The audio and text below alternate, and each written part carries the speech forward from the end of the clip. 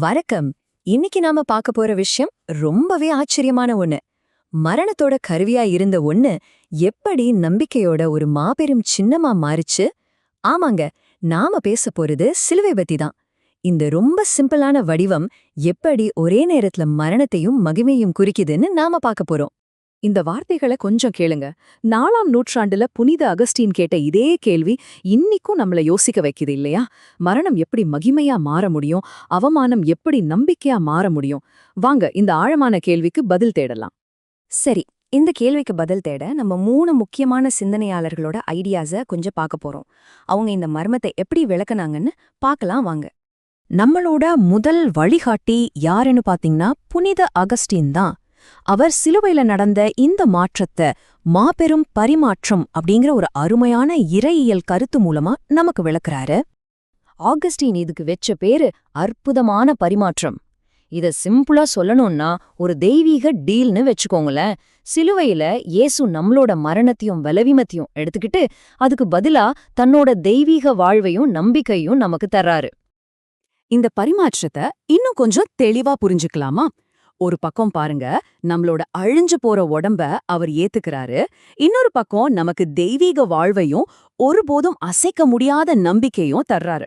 இது ஏதோ சும்மா சொல்ற தத்துவம் கிடையாதுங்க.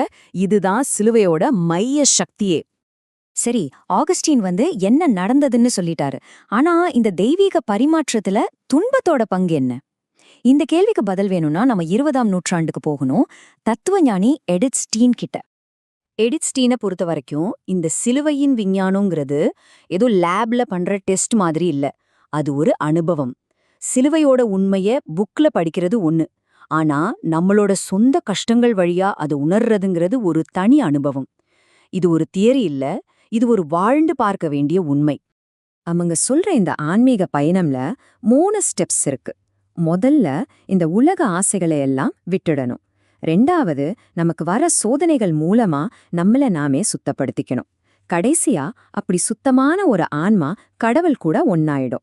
இங்க பாருங்க, கஷ்டங்கள் அது ஒரு தடை இல்ல, அது கடவுள் கிட்ட போறதுக்கான ஒரு வழி.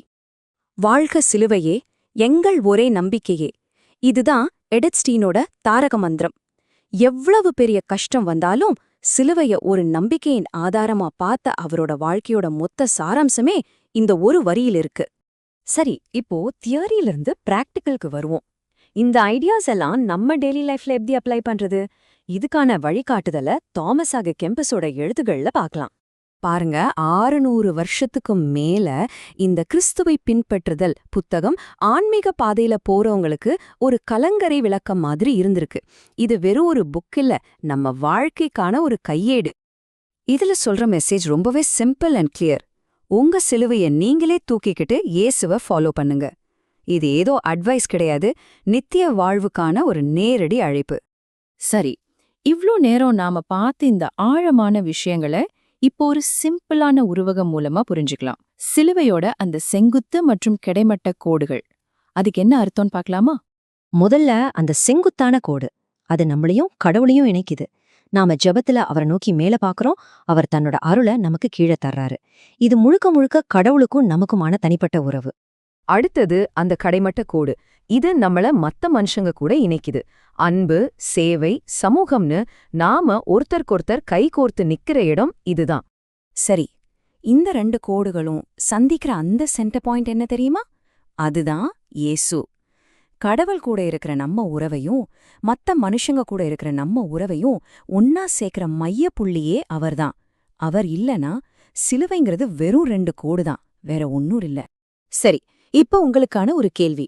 உங்க வாழ்க்கையில உங்க சிலுவையில எந்த பகுதிக்கு இன்னும் கொஞ்சம் கவனம் தேவைப்படுது? கடவுள் கூட இருக்கிற உங்க செங்குத்து உறவா, இல்ல மத்தவங்க கூட இருக்கிற உங்க கிடைமட்ட உறவா? யோசிச்சு பாருங்க. சிலுவைங்கிறது வெறும் ஒரு சின்னம் மட்டும் இல்ல, அது நம்ம வாழ்க்கையை நம்மளே சுயபரிசோதனை செஞ்சுக்கிறதுக்கு உதவுற ஒரு வரைபடம்.